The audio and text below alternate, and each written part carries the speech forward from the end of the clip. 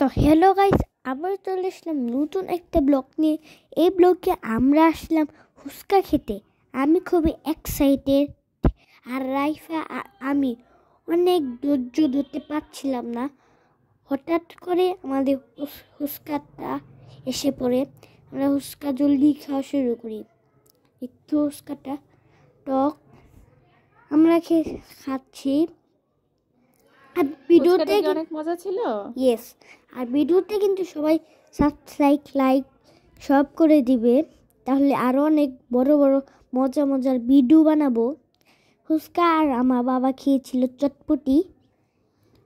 আমরা আজকে সবাই গিয়েছিলাম ফুচকা খেতে। তো আমরা কিছুদিন পর পরই ফুচকা না খেলে আমাদের একদমই ভালো লাগে না। প্রতিদিন যেতে পারি না, কারণ বাচ্চা টাচ্চা নিয়ে বের হয় একটা ঝামেলার ব্যাপার।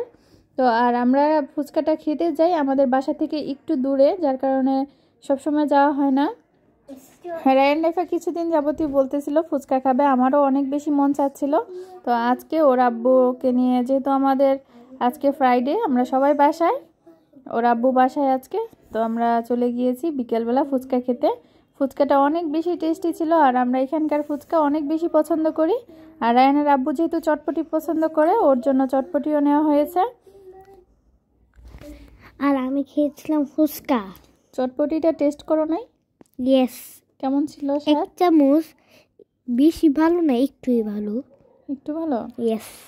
এখানকার ফুচকাটাই আমার কাছে বেস্ট মনে হয়, আর চটপটিটা আমার কাছে তেমন একটা ভালো লাগে না। আর ফুচকার এই টকটা এখানের অনেক বেশি স্পেশাল, একটু বেশি মজা ছিল।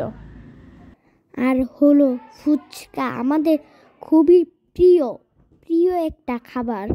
আমি প্রতি শুক্রবারে আমি ফুচকা খেতে যাই, বাবাকে বলি, তারপর বাবা রাজি হয়ে যায়। একদিন আমাদের গাড়ি দিয়ে যাই, আরেকদিন রিক্সা দিয়ে যাই। যাই হোক, ওরা মজা করে খাচ্ছে, আমিও খাচ্ছি না রায়ান? ইয়েস, আমরা অনেক মজা করে ফুচকা খেয়েছি। আমরা 3 জন ফুচকা খেয়েছিলাম। তুমি কি 2 প্লেট ফুচকা খেতে পারো? ইয়েস।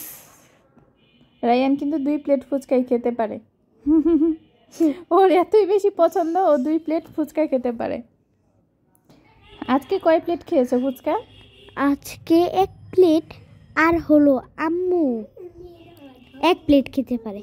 আর আজকে আম্মু বানালো ফ্রেঞ্চ ফ্রাই। এটা হচ্ছে রায়ানের আম্মুর হাতের স্পেশাল ফ্রেঞ্চ ফ্রাই। আর এখানে আমি আলুটার সাথে ডিম এবং ময়দা আর কিছু মশলার দিয়ে একসাথে হাতে মাখিয়ে তারপরে তেলে ভেজে দেই, তাহলে বাচ্চারা অনেক বেশি পছন্দ করে। যেহেতু বাইরের খাবার থেকে ঘরের খাবার অনেক বেশি হেলদি হয়, সেজন্য আমি সবসময়ই চেষ্টা করি বাসায় খাবার বানিয়ে দেবার। তো এই ছিল আজকের ব্লগ। কেমন হয়েছে জানাবেন কিন্তু। কিছু বলো? সবাই লাইক, সাবস্ক্রাইব এটাই করে দিবেন। লাইক ইউটিউব থেকে যারা দেখবেন তারা সাবস্ক্রাইব করে দিবেন, আর আমার পেজ থেকে যারা দেখবেন তারা অবশ্যই লাইক, কমেন্ট, শেয়ার করে দিবেন। সবাই ভালো থাকবেন, সুস্থ থাকবেন, দেখা হবে নতুন কোনো ব্লগে।